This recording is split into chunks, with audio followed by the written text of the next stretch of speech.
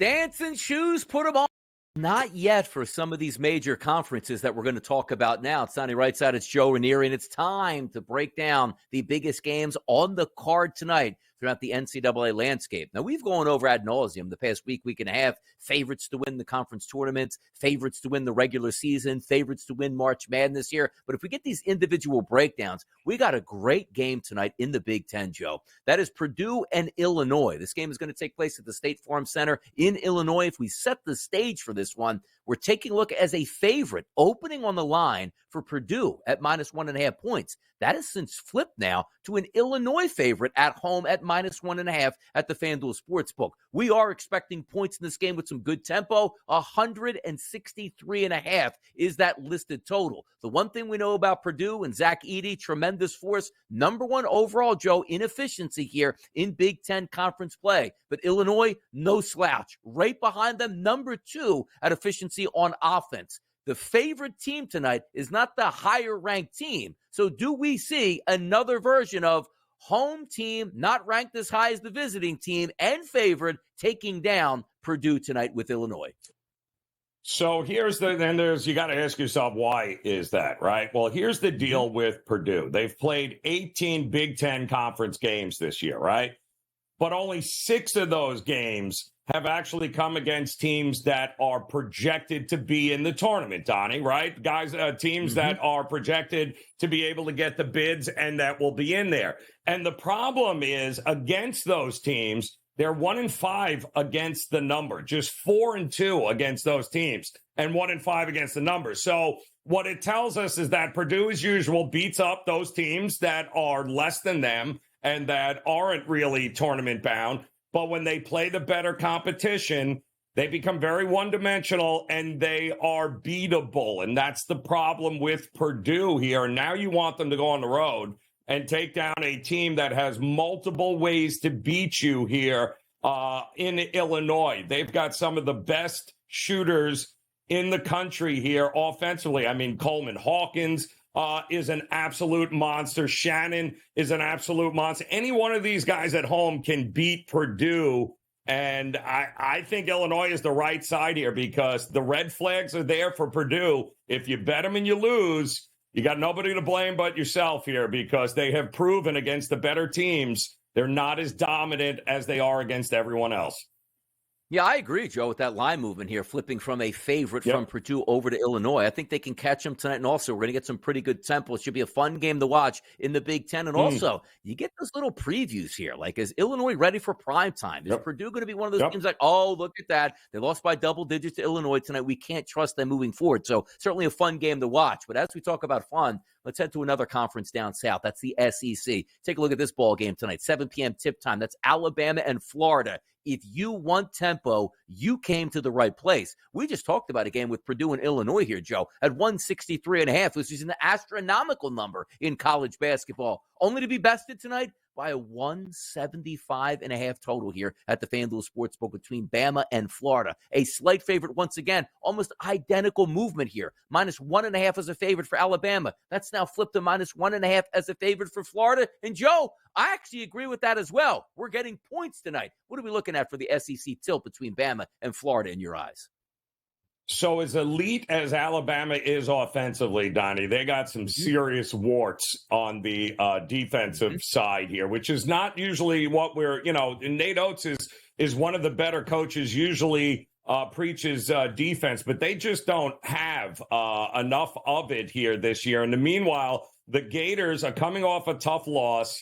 They will absolutely be fired up for this one. And we have talked about Alabama on the road versus Alabama at home. They are two different things. Even though we just watched Alabama lose at home, that's not a common occurrence here. So I do think this should be a fun game, but don't sleep on the defense of Florida. They have absolutely gotten better as the season has gone on. And by the way, Alabama, very foul happy. They send guys to the line a ton, Donnie, an absolute ton, which means potential free points for Florida, who's a pretty good free throw shooting team. I ain't sweating out an under in this game, but at the same time, Don't trust Alabama on the road in this spot against this team, Florida, looking to bounce back off a tough loss.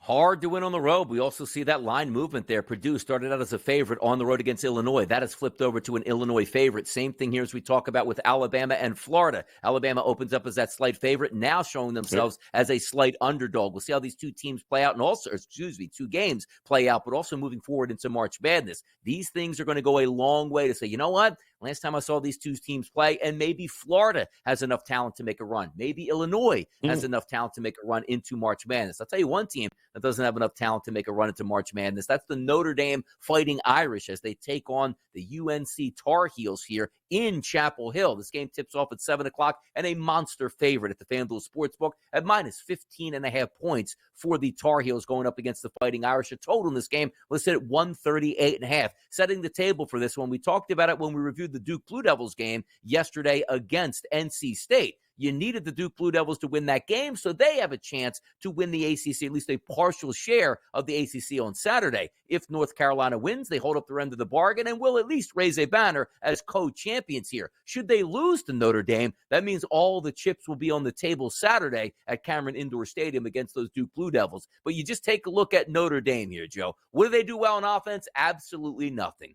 There's 15 teams in the ACC. They are dead last in offensive efficiency. They turn the basketball over more than anybody else. They don't shoot the three-point shot inside the arc. 14th out of 15 teams at only 46%. Can Notre Dame hang around North Carolina with maybe North Carolina having eyes on the prize of a game coming up on Saturday?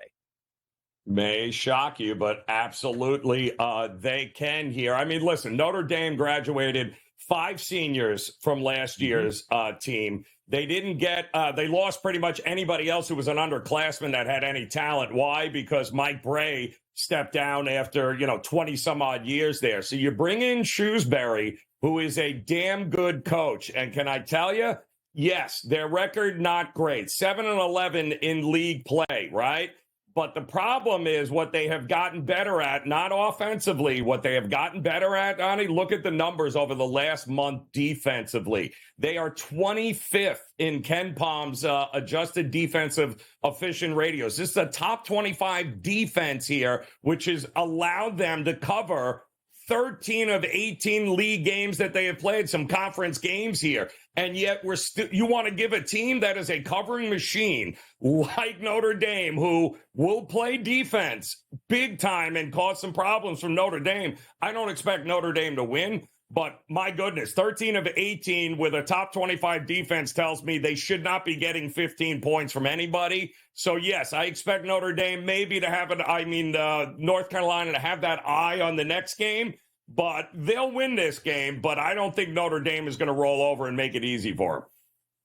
By the way, Kansas playing tonight against Kansas State. The Battle of Kansas tonight at 9 o'clock tip-off here in the Big 12. Fog Allen takes center stage, and Kansas needs to get some momentum going here late stages of the Big 12 season into the conference tournament. They're favored in this game by 10.5 points here at the FanDuel Sportsbook and a total of 142.5. The one thing we know about Kansas State in conference play, they love to shoot the three-point shot. Close to 42% of their total shots come from three-point range. Why is that key? There's 14 teams in conference play. They're number 2 at doing that. On defense, Kansas, 12th in conference play, chasing you off of the three-point line. So if you're taking a look at how it measures up, no team gives up more percentage-wise from three-point range than Kansas. If you are an underdog like Kansas State, that's perfect. The three-point shot can be the ultimate equalizer. But you're looking at a Kansas team that's probably going to be angry after getting busted up by Baylor over the weekend, returning home. Heavy line, double digits. What do you see tonight, Joe, in this Big 12 battle?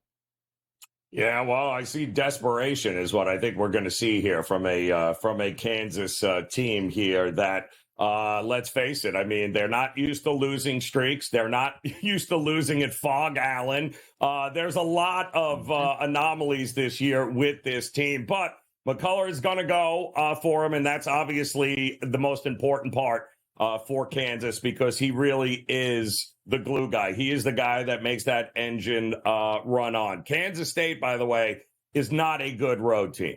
They're not. They've looked absolutely terrible in spots. Iowa State, they lost by more than 10 there. Houston, they've lost by more than 10. They don't have anybody to go toe-to-toe with Dickinson. I just think It's Kansas with their back against the wall, wanting a win, needing a win at home, and I think they get it rather easily against K-State tonight.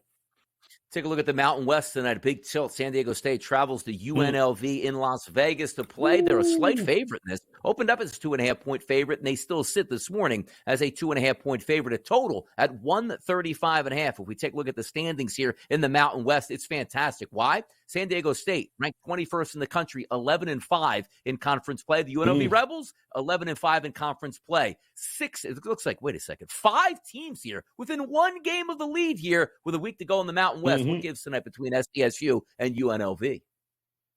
This is a huge game. I mean, both these teams got a lot to play for here, but it just feels like the home team has got the edge. I would say the same thing if it was reversed. They were in San Diego State. I think UNLV has an edge in this one at home. It matters in the Mountain West. Home court matters, and UNLV has the edge in this one. Watch out for the Mountain West, too. One of those conferences that many people on the East Coast aren't up late enough to watch, but we just told you how competitive it's been. Maybe some of those teams will do damage and put that glass slipper on for March Madness. But we're going to go to the professional ranks next. The NBA is on deck. A lot of good games tonight. Let's break it down. Don't you go anywhere. The early line on a Tuesday morning.